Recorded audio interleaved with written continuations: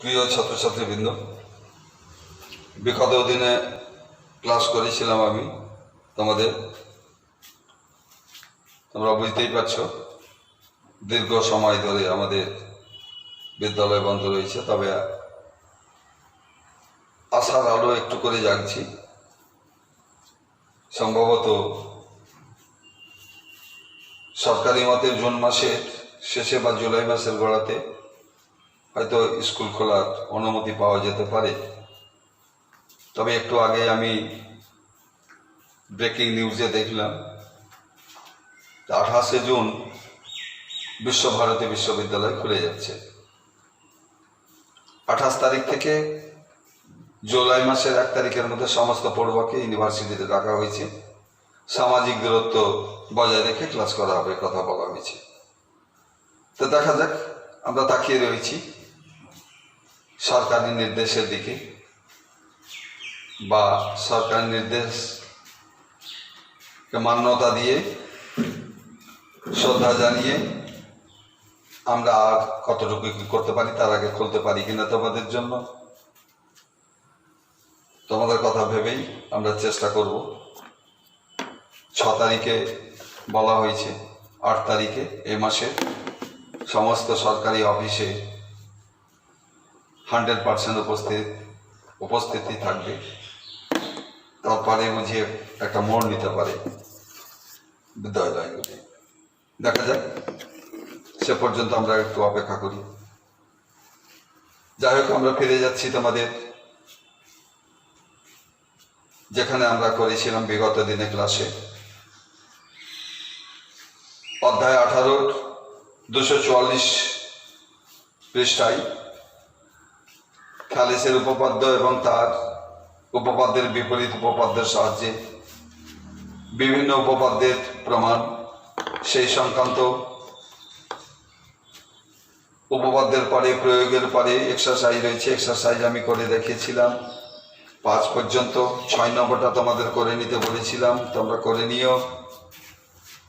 এবং দেখেছি আমি আমার মোবাইলে পাঠিয়েছি একজন হোমওয়ার্ক করে 6 নম্বরটা।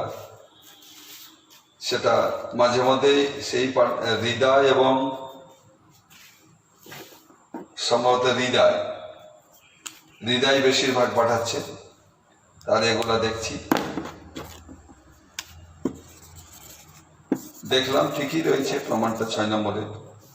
শুধু প্রমাণের ওই জায়গাটাই লিখতে হবে শুরুতেই, যা নামকরণ করেছে তুমি ট্রাপিজিয়ামের, এবং ওখানে তির্যক বাহুদ্বয়কে বর্ধিত করার ফলে যে নতুন ত্রিভুজ উৎপন্ন হয়েছে, তাতে তুমি যে নামকরণ করেছো তাতে ওডিসি ত্রিভুজের কথাটা বলে তোমাকে শুরু করতে হবে। তাছাড়া আমি ধরে নেব যে তোমরা করেছো, 6 নম্বরটাও করেছো। আমি 7 নম্বর থেকে করে তোমাদের আজকে একটু সংক্ষিপ্ত ক্লাস নেব। দেখা যাক 7 নম্বরে। দেখো, ত্রিভুজ এবিসি এর বিসি বাহুর উপর ডি যে কোনো একটি বিন্দু। ত্রিভুজ তাহলে আমরা আঁকি। ত্রিভুজ এবিসি এর বিসি বাহুর উপর ডি একটি যে কোনো একটা বিন্দু। তারিখটা হচ্ছে 4/6/2020। ক্লাসটা অবশ্যই 10 সাবজেক্ট ম্যাথমেটিক্স,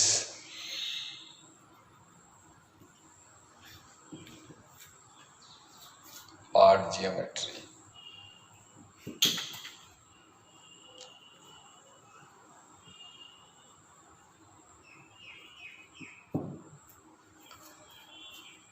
যাই 7 নম্বরটা দেখো।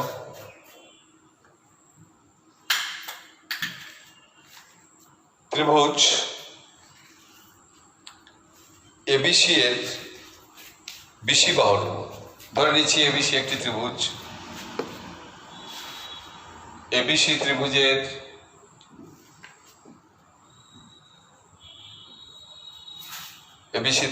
বিসি বাহুর উপর যে কোনো একটি বিন্দু, যে কোনো জায়গায়, এখানে, এইখানটায় যে কোনো জায়গায় একটা বিন্দু নিয়ে নাও। ধরে নিচ্ছি এরকম জায়গায়, এইদিকে ঝুঁকেই নিলাম আমি ডি, যে কোনো একটা বিন্দু। এবিসি ত্রিভুজের বিসি বাহুর উপর যে কোনো একটি বিন্দু, পি কিউ যথাক্রমে ত্রিভুজ এবিডি ও ত্রিভুজ এডিসি এর ভরকেন্দ্র। ত্রিভুজ এবিডি তো এখনো হয়নি যতক্ষণ পর্যন্ত আমি এডি যুক্ত না করব। এডিকে যুক্ত করলেই তবে ত্রিভুজ এবিডি এবং ত্রিভুজ এডিসি দুটি ত্রিভুজ উৎপন্ন হয়ে যাচ্ছে। দেখো, ত্রিভুজ এবিডি ও ত্রিভুজ এডিসি নামক দুটি ত্রিভুজ উৎপন্ন হয়ে গেছে এডি যুক্ত করার পরে। পি এবং কিউ ত্রিভুজ এবিডি ও ত্রিভুজ এডিসি এর ভরকেন্দ্র। ত্রিভুজের ভরকেন্দ্র কাকে বলা হয় এর আগেই আলোচনা করেছি এবং তোমরা ক্লাস 9 থেকেই জানো। ত্রিভুজের মধ্যমা তিনটি যে বিন্দুতে মিলিত হয় তাকে বলা হয় ত্রিভুজের ভরকেন্দ্র, এবং ত্রিভুজের ভরকেন্দ্রে একটি ত্রিভুজের মধ্যমা 2:3 অনুপাতে বিভক্ত হয়ে যায়। শীর্ষবিন্দুর দিকে থাকে 2 ভাগ এবং ভূমির দিকে থাকে 1 ভাগ। তো ধরে নিচ্ছি ত্রিভুজ এবিডি এর ভরকেন্দ্র হচ্ছে পি এবং ত্রিভুজ এডিসি এর ভরকেন্দ্র হচ্ছে কিউ। এটা পি এবং এটা হচ্ছে কিউ। তার মানে ত্রিভুজ এবিডি এর যদি মধ্যমা টানা যায় 3টি, অর্থাৎ এ থেকে পি বিন্দু গামী হবে, বি থেকে যে মধ্যমা অঙ্কন করা যাবে সেটাও পি বিন্দুগামী হবে, এবং ডি থেকে যে মধ্যমা অঙ্কন করা যাবে সেটাও ডি বিন্দুগামী পি বিন্দুগামী হবে। সিমিলারলি এডিসি ত্রিভুজের এ বিন্দু থেকে যে মধ্যমা অঙ্কন করা হবে সেটা কিউ বিন্দুগামী হবে, সি থেকে যেটা হবে অঙ্কন মধ্যমা সেটাও কিউ বিন্দুগামী, এবং ডি বিন্দু থেকে যে মধ্যমা অঙ্কন করা হবে সেটাও কিউ বিন্দুগামী। সেটাকে বলা হচ্ছে ভরকেন্দ্র। তারপরে কি বলবো, ত্রিভুজ এবিডি ও ত্রিভুজ এডিসি এর ভরকেন্দ্র প্রমাণ করি যে পি কিউ সমান্তরাল বেশি। পি কিউ, তাহলে পি কিউ কে যুক্ত করতে হয় আমাকে। পি কিউ সমান্তরাল বেশি প্রমাণ করতে হবে কি আমাদের,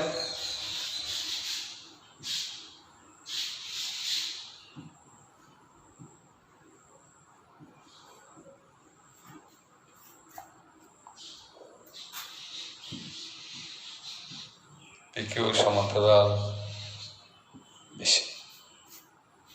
কল্পনা তোমরা এইটুকু বলে নিবে,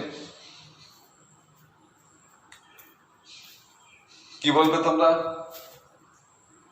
ধরা যাক এবিসি ত্রিভুজের বিসি বাহুর উপর ডি যে কোনো একটি বিন্দু এডি যুক্ত করা হয়েছে। ত্রিভুজ এবিডি এর ভরকেন্দ্র হচ্ছে পি এবং ত্রিভুজ এডিসি এর ভরকেন্দ্র কিউ, পি কিউ যুক্ত করা হয়েছে। প্রমাণ করতে হবে যে পি কিউ সমান্তরাল বেশি। একটু অঙ্কন করব, যেহেতু ভরকেন্দ্র পি এবং কিউ, সেক্ষেত্রে এপিকে যুক্ত করে বর্ধিত করব।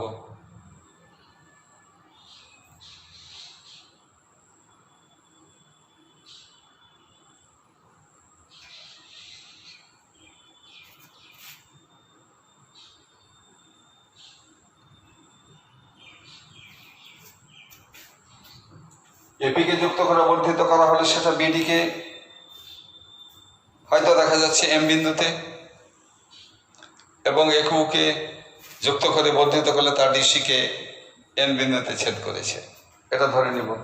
এখানে বলবো এপি যুক্ত করে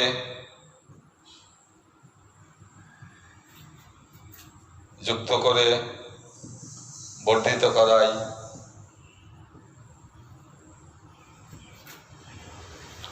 তা বিডিকে এম বিন্দুতে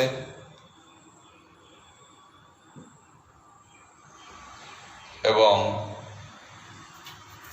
একেও যুক্ত করে বর্ধিত করাই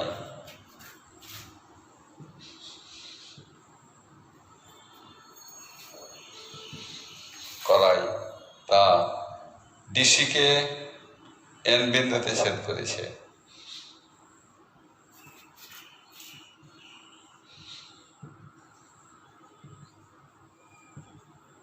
এবার দেখো প্রমাণ কি করছে। প্রমাণ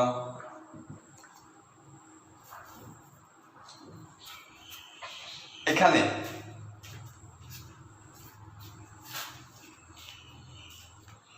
এ এম এন নামক একটি নতুন ত্রিভুজ উৎপন্ন হয়েছে। এখানে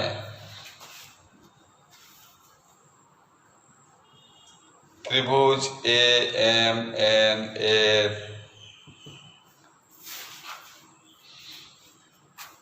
দেখো তো এপি বাই পিএম সমান কত? আমরা জানি 2:1 নয় কি? আমরা জানি যেহেতু পি হচ্ছে ভরকেন্দ্র, ভরকেন্দ্রের একটি মধ্যমা, এপি অবশ্যই, এম অবশ্যই একটি মধ্যমা। কাজে পি যদি ভরকেন্দ্র হয় তাহলে ভরকেন্দ্রে একটি মধ্যমা 2:1 অনুপাতে বিভক্ত হয়ে যায়। AP by PM equal 2:1। আবার ত্রিভুজ এডিসি এর কিউ ভরকেন্দ্র, এখানে বলতে পারো ত্রিভুজ এবিসি এর পি ভরকেন্দ্র, অতএব এই এপি বাই পিএম সমান 2:1। আবার ত্রিভুজ এডিসি এর কিউ ভরকেন্দ্র, অতএব A Q by Q N equal to 2:1। যেহেতু দুটোই 2:1, অতএব দুটাকে কম্বাইন করে বলতে পারি AP by PM equal to A Q by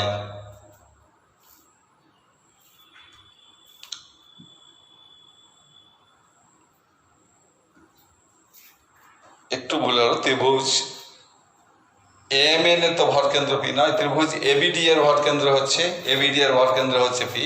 এটুকু লিখবো না আমরা। ত্রিভুজ এম এন এর এপি বাই পি এম সমান 2:1। একটু ব্র্যাকেটে বলতে পারো পি হচ্ছে ত্রিভুজ এবিডি এর ভরকেন্দ্র, এইটুকু বলতে পারো। আবার ত্রিভুজ এডিসি এর ক্ষেত্রে এইটুকু বলবো না। ত্রিভুজ এডিসি এর ক্ষেত্রে এ কিউ বা কিউ এন সময় এই ঘটনাটা এখানে বলতো কিউ হচ্ছে ত্রিভুজ এডিসি এর ভরকেন্দ্র, অতএব AP by PM equal to A Q by Q N. এবার বলো ত্রিভুজ এ এম এন এর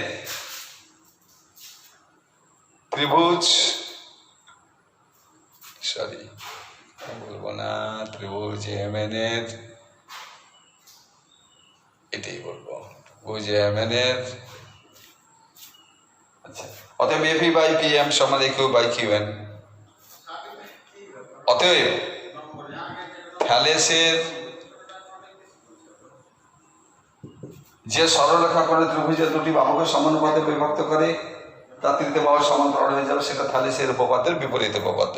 থ্যালেসের বিপরীত উপপাদ্য থেকে পাই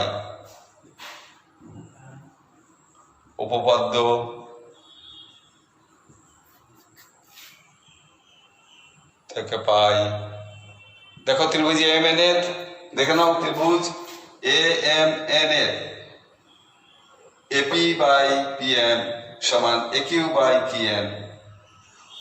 আমরা জানি যে সরলরেখাকোণ ত্রিভুজের দুটি বাহুকে সমানুপাতে বিভক্ত করে, অর্থাৎ এম কে এবং এন কে এপি বাই পিএম সমান A Q by Q N, এই দুটি সমান অনুপাতে বিভক্ত করা হয়েছে। তার প্রত্যেকের অনুপাতের মান হচ্ছে 2:1। অতএব থ্যালেসের উপপাদ্যের বিপরীত উপপাদ্য থেকে আমরা পাই যে সরলরেখাকোণে ত্রিভুজের দুটি বাহুকে সমানুপাতে বিভক্ত করে তার তৃতীয় বাহু সমান্তরাল।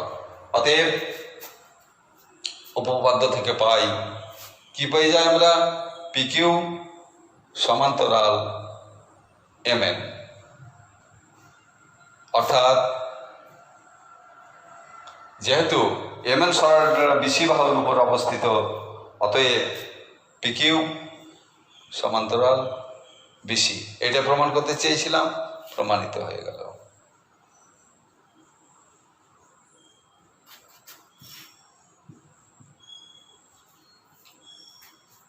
বোঝা গেল? তাহলে কি করবে তোমরা?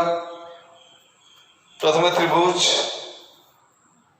এবিসি নিবে, বলে দিয়েছি ত্রিভুজ এবিসি এর বিসি বাহুর উপর যে কোনো একটা বিন্দু ডি নিলাম, ডি বিন্দুটা এখানটায় নিয়ে এখানটায় নিতে পারো তুমি।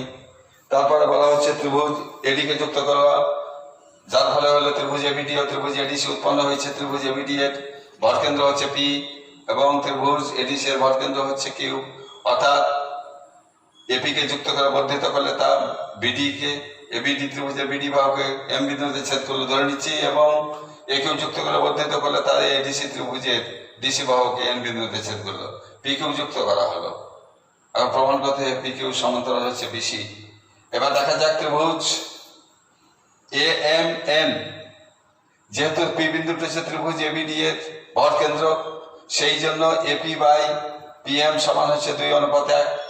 আবার ত্রিভুজ এডিসি এর ভর কেন্দ্র হচ্ছে কিউ, সেই জন্য এ কিউ বাই কিউ এন সমান হচ্ছে 2:1। এখন ত্রিভুজ এ এম এন এর এন বাই পি এম সমান এ কিউ বাই এন, কারণ প্রত্যেকের অনুপাত হচ্ছে 2:1। অতএব থ্যালিসের উপপাদ্যের বিপরীত অনুপাদ্য থেকে পাই যে সরলরেখা পি কিউ সরলরেখা এম এন ত্রিভুজের দুটি বাহু এম এবং এন কে 2:1 অর্থাৎ দুটি সমান অনুপাতে বিভক্ত করেছে। অতএব তার তৃতীয় বাহু এম এন এর সমান্তরাল, অর্থাৎ পি কিউ সমান্তরাল হচ্ছে এম এন তথা পি কিউ সমান্তরাল হচ্ছে বিসি বিসি। এটা প্রমাণিত হয়ে গেল। এবার নেক্সটে যাব আমরা।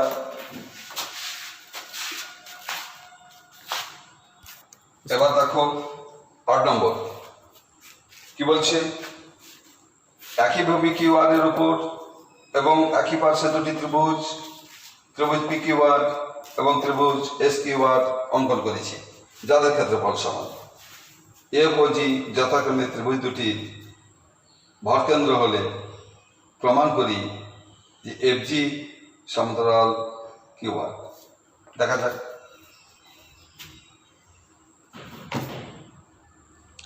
आठ नंबर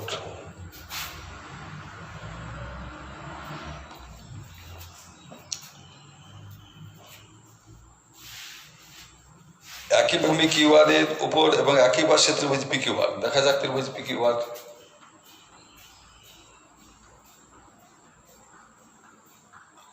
ত্রিভুজ P Q R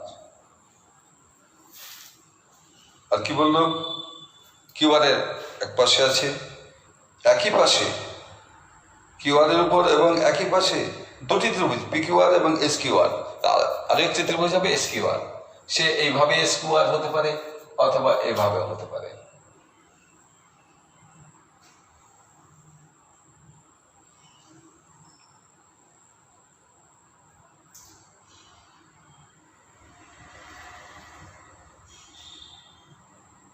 S Q R, ত্রিভুজ পি কিউ আর এবং ত্রিভুজ এস কিউ আর। কি বললো, অঙ্কন করি যাদের ক্ষেত্রফল সমান। ত্রিভুজ পি কিউ আর এবং ত্রিভুজ এস কিউ আর এর ক্ষেত্রফল সমান। এফ ও জি যথাক্রমে ত্রিভুজ দুটি ভরকেন্দ্র। এই ত্রিভুজটা ভরকেন্দ্র, পি কিউ আর এর ভরকেন্দ্র ধরে নিচ্ছি এফ, এবং এটার ভরকেন্দ্র ধরে নিচ্ছি এস কিউ আর এর ভরকেন্দ্র ধরে নিলাম জি। এটা বলা হচ্ছে এফ, মানে এটাকে যুক্ত করলে ভরকেন্দ্র কোথায় হবে, পি বিন্দু থেকে পি কিউ আর এর উপর মধ্যমা অঙ্কন করলে যে 2:1 অনুপাতে বিভক্ত হয়ে যাবে, সেটাই হচ্ছে এফ। ধরে নিচ্ছি ত্রিভুজ পি কিউ আর এর মধ্যমা হচ্ছে ভরকেন্দ্র হচ্ছে এফ, পি এফ যুক্ত করে কিউ আর কে বর্ধিত করলে তা হয়তো ধরে নিচ্ছি আমি এক্স বিন্দু ছেদ করেছে।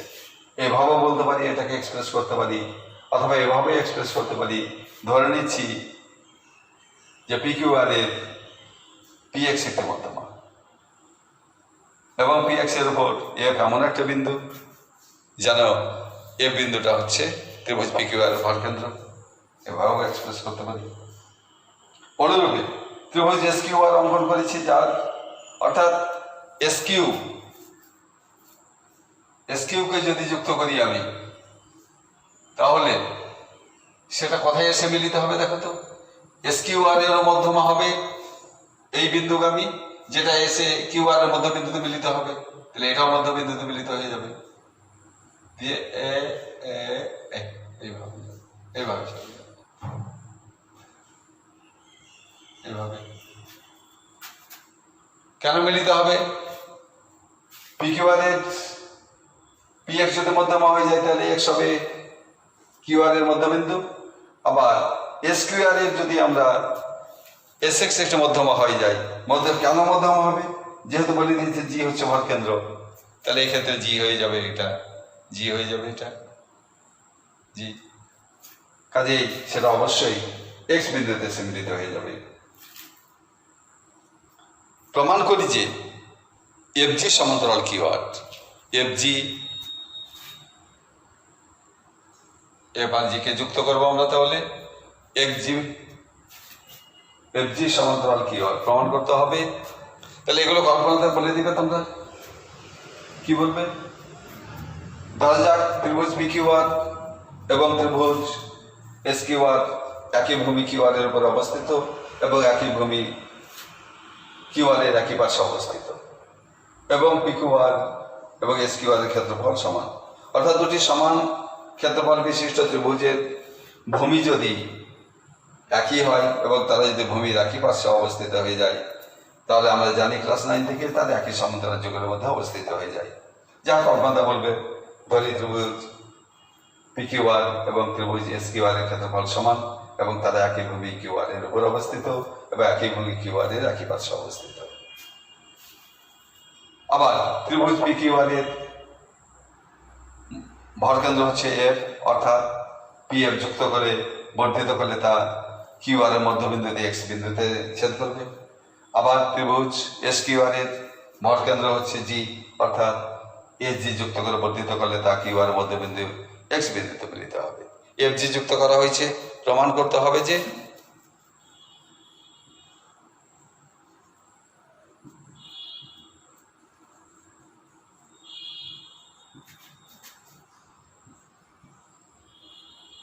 এফ জি সমান্তরাল কিউ আর, এফ জি সমান্তরাল কিউ আর।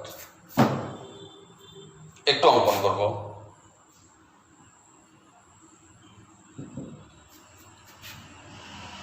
পিএস যুক্ত করা হয়েছে,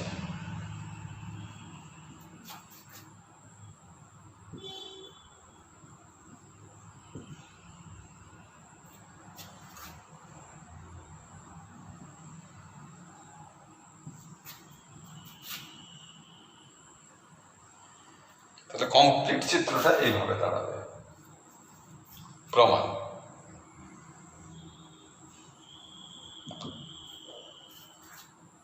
আমরা জানি যে সকল ত্রিভুজ একই ভূমির উপর, যে সকল ত্রিভুজের ক্ষেত্রফল সমান এবং তারা একই ভূমির উপর অবস্থিত এবং ভূমির একই পার্শ্বে অবস্থিত, তারা একই সমুদ্রের যুগলের মধ্যে অবস্থিত হয়। এখানে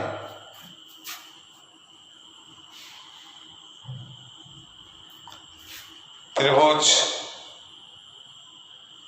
পি কিউ আর সমান হচ্ছে ত্রিভুজ এস কিউ আর। এই ত্রিভুজ সমান বলতে ত্রিভুজের ক্ষেত্রফল সমান, অর্থাৎ ত্রিভুজ পি কিউ আর এবং ত্রিভুজ এস কিউ আর ক্ষেত্রফল সমান এবং তারা একই ভূমি। দেখো তো একই ভূমি কোন ভূমির উপর আছে অবস্থিত? একই ভূমি কিউ আর এর উপর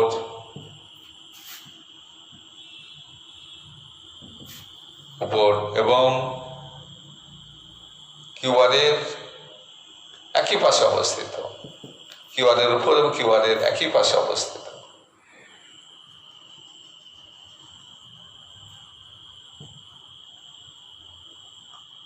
এই তিনটে শর্ত যদি পূরণ হয়, অর্থাৎ দুটি ত্রিভুজের যদি ক্ষেত্রফল সমান হয়, তারা যদি একই ভূমির উপর অবস্থিত হয় এবং ভূমির যদি একই পাশে অবস্থিত হয়, তিনটি শর্ত।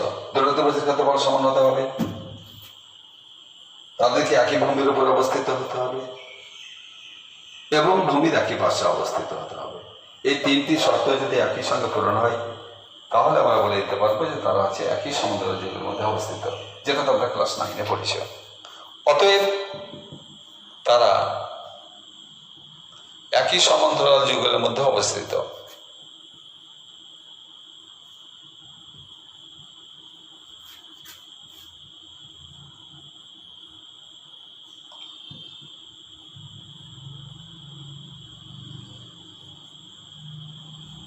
অর্থাৎ এখানে বলতে একই সমান্তরাল যুগল কে কে রয়েছে, পিএস সমান্তরাল কিউ আর, অর্থাৎ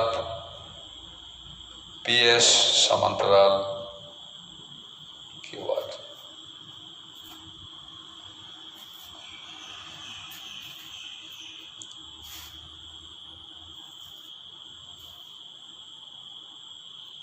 এখন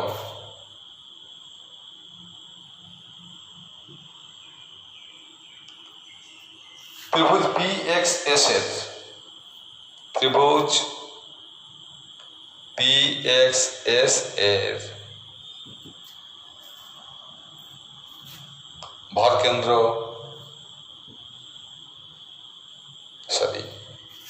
ভরকেন্দ্র তো হচ্ছে ত্রিভুজ PXS এর কি বলবো আমরা, PF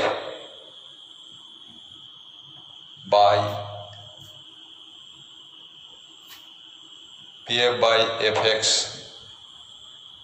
ইকুয়াল টু 2:1।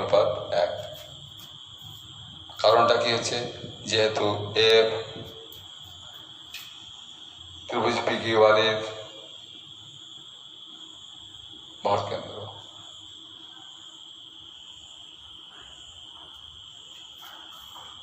আবার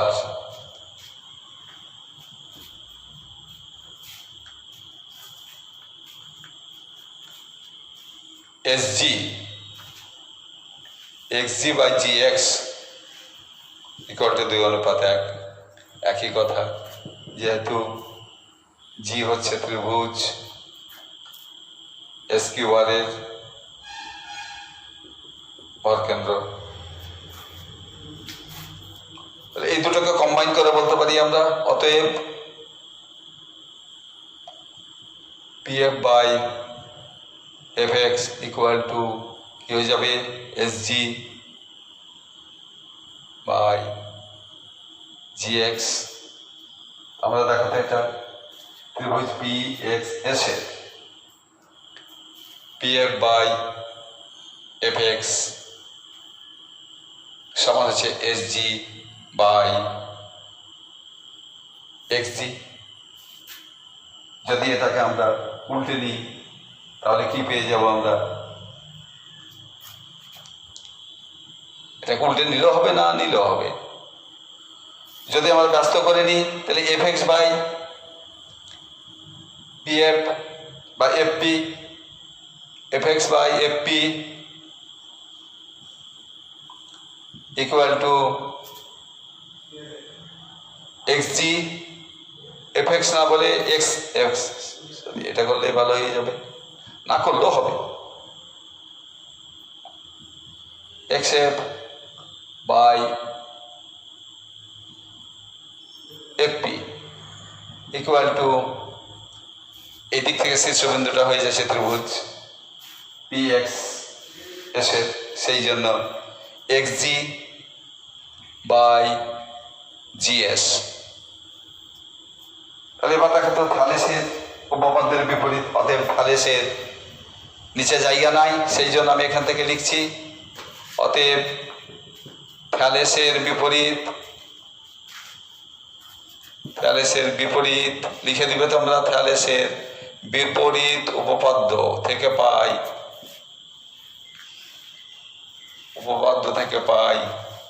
কি পাই আমরা, থ্যালেসের বিপরীত উপপাদ্য থেকে পাই যে সরলরেখা করে ত্রিভুজের দুটি বাহুকে সমানুপাতে বিভক্ত করে তা তৃতীয় বাহুর সমান্তরাল, অতএব FG সমান্তরাল PS। কিন্তু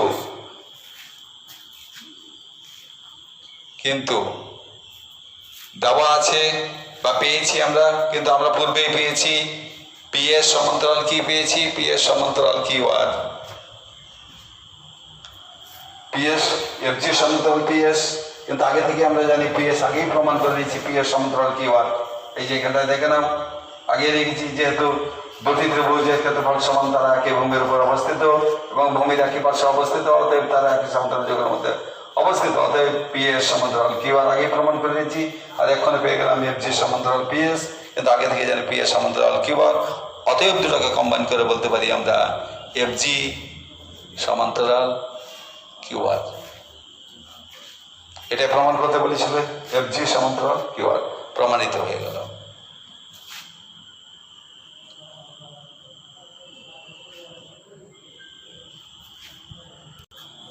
তাহলে বোঝা গেল 7 নম্বর হলো, 8 নম্বর হলো, এবং 9 নম্বরে দেখো কি বলছে। 9 নম্বরে এখানে কোনো নাম দেয়া নেই, কেবলমাত্র ভাষা দেওয়া আছে।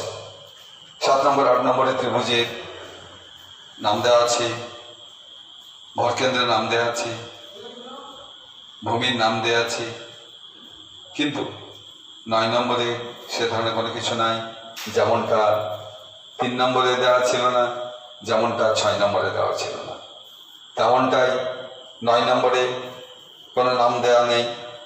তোমাদের পরীক্ষাতে এই ধরনের থাকতে পারে, নাম দেওয়া হতেও পারে, আবার কোনো ক্ষেত্রে কেবলমাত্র ল্যাঙ্গুয়েজ ব্যবহার করে, ভাষা ব্যবহার করে সেই উপপাদ্যের প্রমাণ করতে হতে পারে তোমাকে। সেক্ষেত্রে তোমাকে যদি নাম দেয়া থাকে, যে ক্ষেত্রে নাম দেয়া থাকবে সেখানে সেই নাম তোমাকে ব্যবহার করতেই হবে, উপায় নাই। তার বাইরে ব্যবহার করতে গেলে, অঙ্কন ছাড়া তার বাইরে ব্যবহার করতে গেলেই তোমার মার্কস কাটা হবে, বা ভুল বলে তোমাকে বিবেচিত হবে তুমি। আর অঙ্কনটাতেও তো তুমি মনের মতো করতেই পারো। আর যে ক্ষেত্রে কেবলমাত্র ভাষা দেওয়া থাকবে সেক্ষেত্রে তুমি তোমার মনের মতো নাম দিতে পারো। এই ক্ষেত্রে আমি মনের মতো নাম দেব। কেউ যেমন এখানে 9 নম্বরে বলেছে, প্রমাণ করি কোনো সমদ্বিবাহু ট্রাপিজিয়ামের সমান্তরাল বাহু দুটির যে কোনো একটি সংলগ্ন কোণ দুটি সমান। ট্রাপিজিয়ামের নাম আমি ABCD দিতে পারি, PQRS দিতে পারি, MLOP দিতে পারি। আমার খুশি, তোমার খুশি, যার যেমন খুশি সেভাবে নাম দেবে। যে যেমনই করো না কেন, প্রমাণ একটি বিন্দুতে গিয়েই দাঁড়াবে। কি প্রমাণ একটি বিন্দুতে গিয়ে দাঁড়াবে? যে সমান্তরাল বাহু দুটি যে কোনো একটি সংলগ্ন কোণ দুটি সমান। দেখা যাক আমরা এবার করছি।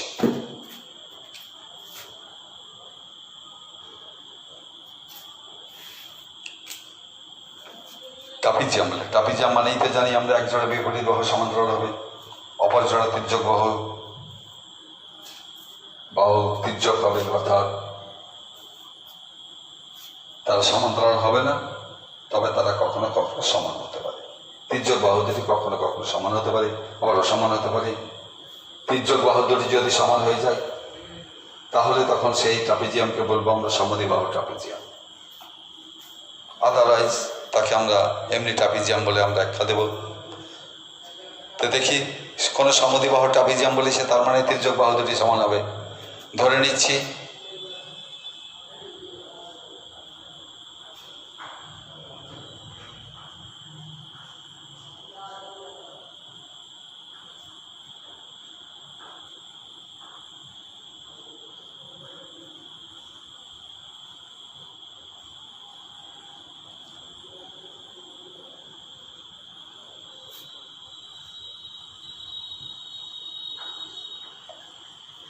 ABCD একটু সমদ্বিবাহু ট্রাপিজিয়াম কথার মধ্যে লুকিয়ে আছে।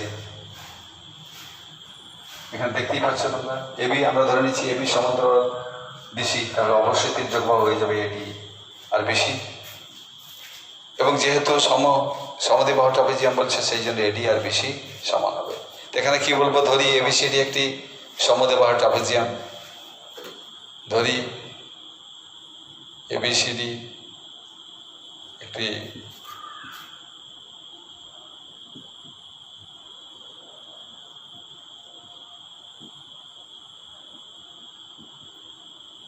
ট্রাপিজিয়াম যার AB সমান্তরাল DC এবং তির্যক বাহু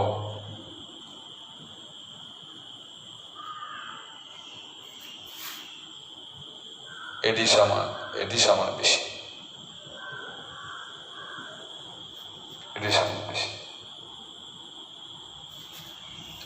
যেহেতু তির্যক বাহু রয়েছে AD আর BC, ট্রাপিজিয়াম মানে এক জোড়া বাহু তির্যক হবে, সেই জন্য সমান্তরাল বাহু দুটি সমান হবে না।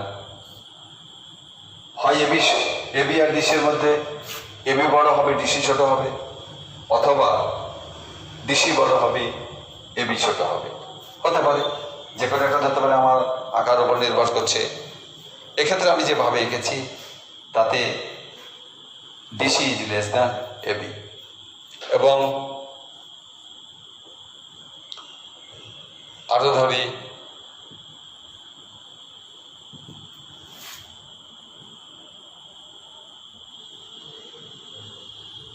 ডিসি ইজ লেস দ্যান,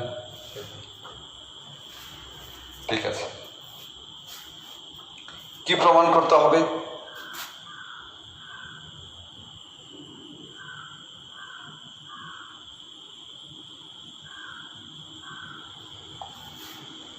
প্রমাণ করতে হবে যে কি বলেছে, সমান্তরাল বাহুদ্বয়ের সংলগ্ন যে কোনো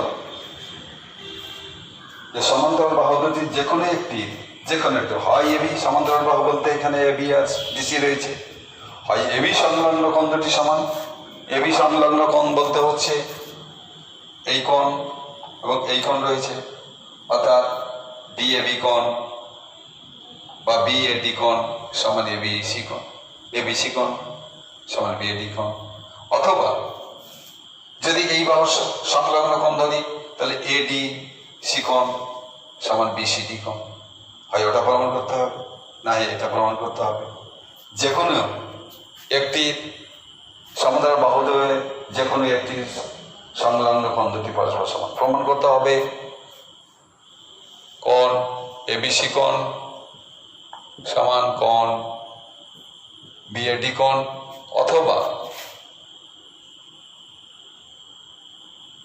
অথবা এডিসি কোণ সমান কোণ বিসিডি কোণ। দুটোর মধ্যে যে কোনো একটি প্রমাণ করব।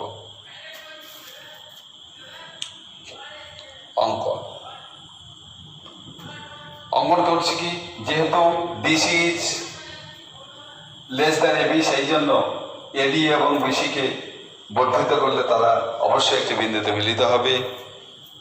দেখা যাক, বর্ধিত করছি।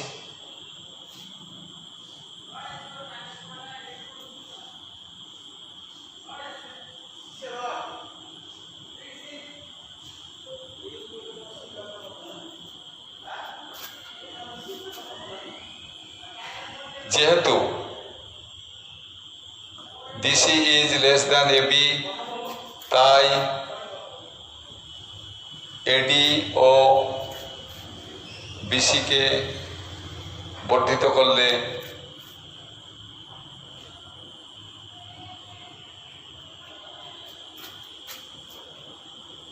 তারা একটি বিন্দুতে মিলিত হবে।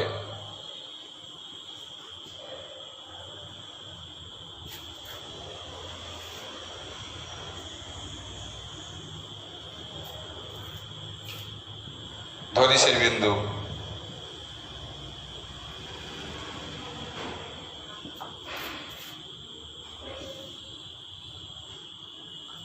কি ধরবো, পি। ধরি সেই বিন্দুটি হচ্ছে পি। এবার প্রমাণ।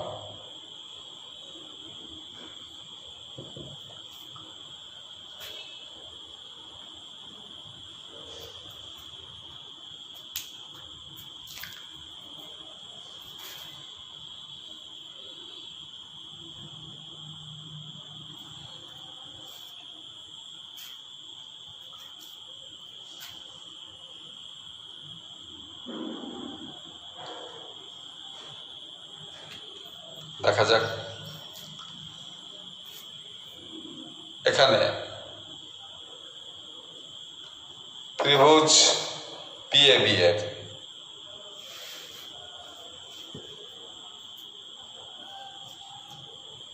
ডিসি সমান্তরাল এবি, অতএব থ্যালেসের উপপাদ্য থেকে পাই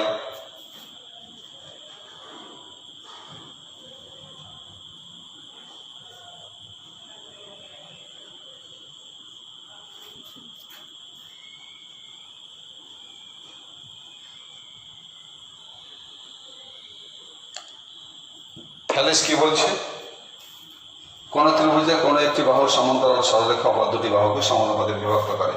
এক্ষেত্রে পিএবি ত্রিভুজের এবি সমান্তরাল ডিসি বা ডিসি সমান্তরাল এবি।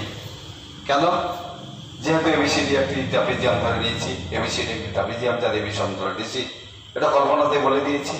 এবি সমান্তরাল ডিসি তথা ডিসি সমান্তরাল এবি, সেটা ছিল ট্রাপিজিয়ামের ক্ষেত্রে। এবার পিএবি ত্রিভুজের ক্ষেত্রে ডিসি, সেটা থেকে পিএবি ত্রিভুজে দাঁড়িয়ে গেছে। এক্ষেত্রে এডি আর বিশুকে বর্ধিত করার ফলে পি বিন্দু মিলিত হয়েছে। অতএব পিএবি ত্রিভুজের ডিসি সমান্তরাল এবি, আমরা জানি স্যালিস বলেছেন যে সরলরেখা কোনো ত্রিভুজের কোনো একটি বাহুর সমান্তরাল সরলরেখা অপর দুটি বাহুকে সমানুপাতে বিভক্ত করে। ত্রিভুজ পিএবি এর ডিসি সমান্তরাল এবি, অতএব স্যালিসের উপপাদ্য থেকে পেয়ে যায় পিডি বাই ডিএ সমান হচ্ছে ডিসি বাই সিবি।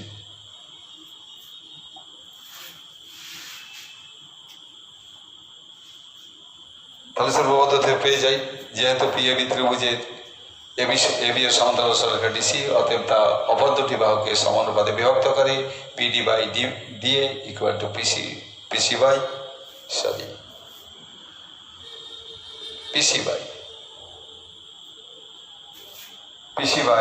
সিবি।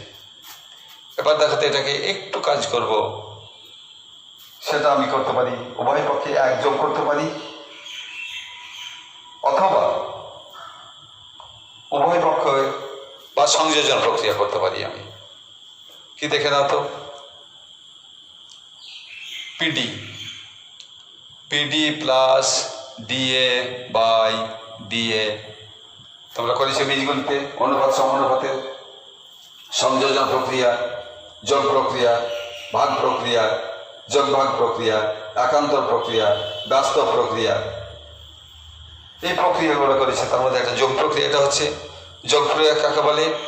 লব প্লাস হর বাই হর ইকুয়াল টু ডান দিকেও লব পিসি প্লাস হর বাই হর। এই কি বলে দেবে এখানে? যোগ প্রক্রিয়া করে পাই।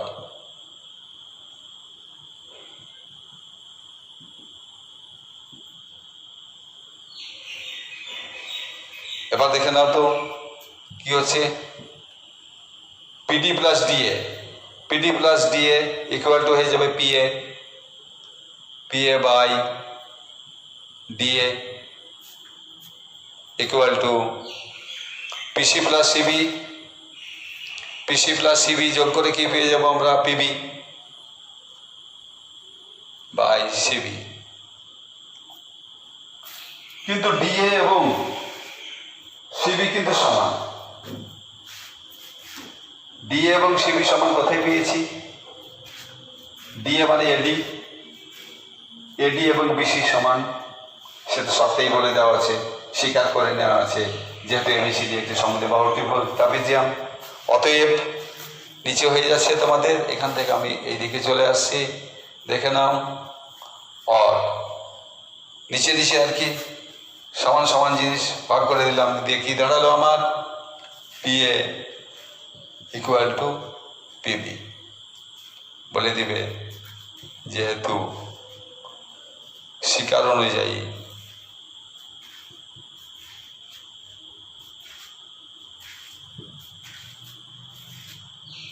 এডি সমান বেশি।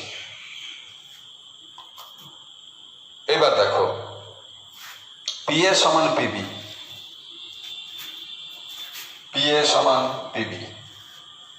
তাহলে পিএবি ত্রিভুজের দুটি বাহু যদি সমান হয়ে যায়, পিএ সমান হচ্ছে পিবি, তাহলে এটা একটা সমদ্বিবাহু ত্রিভুজ। অতএব ত্রিভুজ পিএবি একটি সমদ্বিবাহু ত্রিভুজ।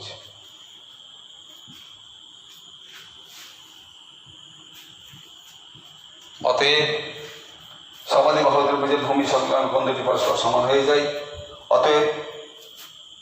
অতএব পিএবি কোণ সমান হচ্ছে পিবি এ কোণ। অর্থাৎ এবিসি কোণ, পিএবি কোণ, পিবিএ কোণ মানে এবিসি কোণ, আর এটা হচ্ছে বিএবি কোণ, বিএবি কোণ সমান হচ্ছে এবিসি কোণ। অর্থাৎ প্রথমটা প্রমাণিত হলে এটাই, অথবা আমি একটি প্রমাণ করতে পারলেই হয়ে গেল। এটাকেও প্রমাণ করা যেতে পারে আর কি, সমান এটাকে একটা সমাধিবাহু ত্রিভুজ দেখাতে পারি আমরা। সমাধিবাহু দেখাতে হলে এই কোণ সমান এই কোণ হয়ে যাবে তখন, আর এই কোণ যদি সমান হয়ে যায়, যেহেতু এটি একটি সরলরেখা, সেই জন্য 180 ডিগ্রিতে এই কোণ বিয়োগ করে 180 ডিগ্রি থেকে এই কোণ বিয়োগ করে অবশিষ্ট কোণ এটা থাকবে, অবশিষ্ট কোণ এটা থাকবে, সেটাকে করেও কিন্তু প্রমাণ করা যায়। সেটা তোমরা চেষ্টা করবে। তাহলে কি করলাম? কিছুই করলাম না। ট্রাপিজিয়ামের যেহেতু ট্রাপিজিয়াম থেকে ত্রিভুজ উৎপন্ন হলো, এই বাহু আর এই বাহু সমান্তরাল, অতএব থালেসের উপপাদ্য থেকে বলে দিতে হবে এই বাহু বা এই বাহু সমান এই বাহু বা এই বাহু। যোগ প্রক্রিয়া করলাম, যোগ প্রক্রিয়া করে উভয় পক্ষ থেকে নিচে হর বাদ দিয়ে দিলাম যেহেতু সমান, অতএব পি এ সমান পিবি রইল, অতএব এটা সমাধিবাহু ত্রিভুজ। অতএব এই কোণ সমান এই কোণ, অর্থাৎ পিএবি কোণ সমান পিবিসি কোণ, অর্থাৎ এবিসি কোণ সমান হচ্ছে বিএডি কোণ। প্রমাণিত হয়ে গেল।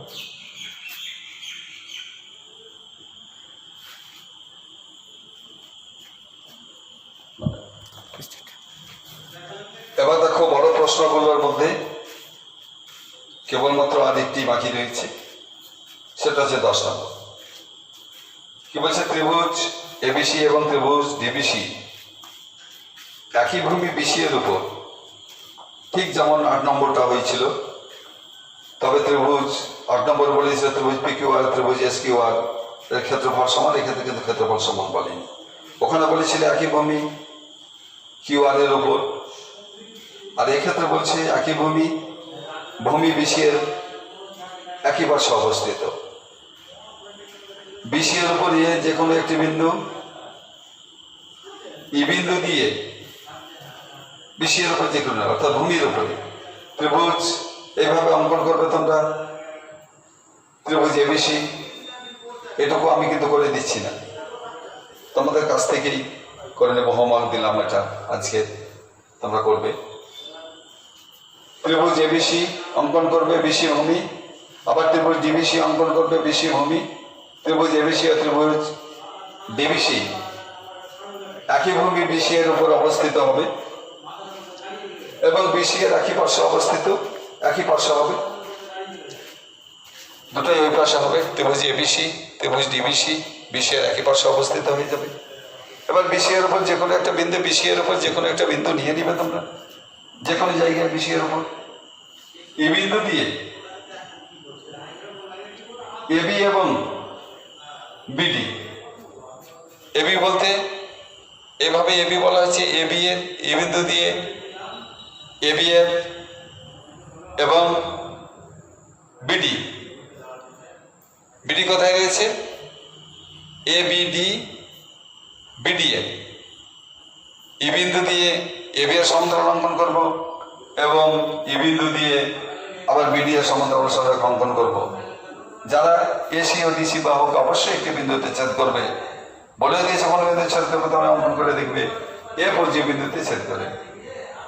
এবার এফজি যুক্ত করবে, দিয়ে তোমাকে প্রমাণ করতে বলছে এডিকেও যুক্ত করতে হবে, যেহেতু এখানে A B C D B C, AD যুক্ত করতে হবে, এফজি যুক্ত করতে হবে, করে প্রমাণ করতে হবে যে এফজি সমান্তরাল এডি অর্থাৎ এডি সমান্তরাল এফজি।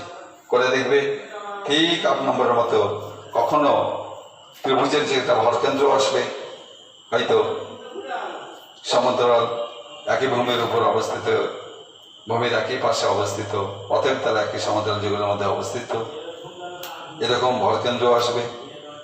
কখনো থ্যালেসের উপপাদ্য, কখনো থ্যালেসের বিপরীত উপপাদ্যের সাহায্যে প্রমাণ করবে, না পারলে আমাকে বলবে।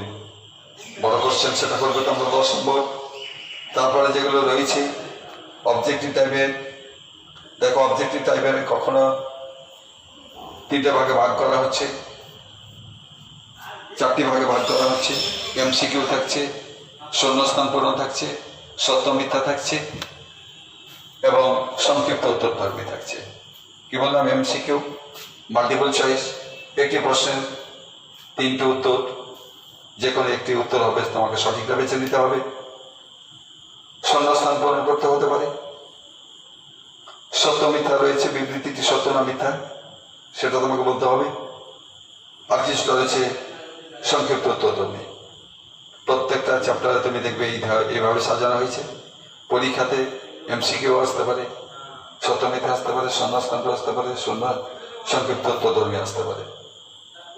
দেখে নিবে তুমি এমসিকিউ গুলা সেই একই থালিসের উপপাদ্য বা থালিসের বিপরীত উপপাদ্যের সাহায্যে অনুপাতে বিভক্ত করবে বাহুগুলাকে, বা বাহুগুলাকে বিভক্ত করলে তা সমান্তরাল হবে, বা সমান্তরাল হলে তা অপর দুটি বাহুকে সমানুপাতে বিভক্ত করবে। তার মধ্যে কিছু কিছু মান দেওয়া থাকবে, কিছু কিছু মান বের করতে হবে তোমাকে। করে দেখবে, করে না দেখলে বুঝতে পারবে না। 2 নম্বরে দেখো 245 কথায় নিচের বিবৃতি করে সত্য না মিথ্যা লিখি। দুটি সদৃশ ত্রিভুজ সর্বদা সর্বসম হবে। এর আগে আলোচনা করেছি সর্বসম হলে সর্বদা সদৃশ হবে কিনা, বা সদৃশ হলে সর্বদা সর্বসম হবে কি হবে না। পাশের চিত্রে ডি সন্দ্র বিসি, এবি বাই ডিবি সমান এসি বাই সি হবে। শূন্যস্থান পূরণ করে দেখবে, এড়িয়ে যাবে। একটি ত্রিভুজের যে কোনো বাহুর সমান্তরাল সরলে অপর দুটি বাহুকে বা তাদের বর্ধিতাংশকে বিবৃতি রয়েছে, প্রপাত তৈরি হয়েছে, সমানুপাতে বিভক্ত করে, তাই সমানুপাত হবে এক্ষেত্রে। দুটি ত্রিভুজের ভূমি একই সরলরেখা অবস্থিত এবং ত্রিভুজ দুটি অপর শীর্ষ বিন্দুটি সাধারণ হলে ত্রিভুজ দুটির ক্ষেত্রফলের অনুপাত ভূমির দৈর্ঘ্যের অনুপাতের সমান হবে। একটি ট্রাপিজিয়ামের সমান্তরাল বাহু দ্বারা সমান্তরাল সরলরেখা অপর বাহুদ্বয়কে সমানুপাতে বিভক্ত করে। এই সংক্ষিপ্ত উত্তরধ্বনি করে দেখবে, করে দেখে বাস তারপরে আমরা নেক্সট পর্যায়ে চলে যাব। আজকে এই পর্যন্ত তোমাদের পড়া রইল। 10 নম্বরটা প্রত্যেকের কাছে আমি আশা করব তোমরা পরে আমাকে দেখাবে তোমরা হয়েছে কি হয়নি। আমি আশা রাখছি তোমরা করে পাঠাবে, আমি দেখব। তো ঠিক আছে, তোমরা ভালো থেকো, লেখাপড়ায় এগিয়ে যাও। যাই হোক না কেন তোমাদের মার্কশি নাই, মাধ্যমিক পরীক্ষা যথাসময়ে হবে। কাজেই যতই লকডাউন হোক না কেন, যদি আর বিশেষ কিছু মাধ্যমিক পরীক্ষা চলাকালীন ফেব্রুয়ারি মাসে আবার যদি কোনো বিপর্যয় নেমে না আসে অপ্রত্যাশিত, তাহলে ধরে নিতে হবে যে তোমাদের যথাসময়ে মাধ্যমিক পরীক্ষা হবে। কাজেই তোমাদের গা ভাসানোর কোনো সুযোগ নাই। তোমরা ঠিক লেখাপড়া চালিয়ে যাও। আশা করি তোমাদের মাস্টারমশাইরা যথাসময়ে তোমাদের সিলেবাস শেষ করছে। আমিও আশা করি এইভাবে যদি ক্লাস চালাতে পারি, চলে যাই, তাহলে আমার হয়তো জুন মাসের মধ্যেই বোধহয় সিলেবাস শেষ হয়ে যাবে। দেখা যাক কতটুকু করতে পারি। ঠিক আছে, আজকের মতো আমি শেষ করছি। সবাইকে শুভেচ্ছা জানিয়ে আমরা ভালোভাবে লেখাপড়া করব।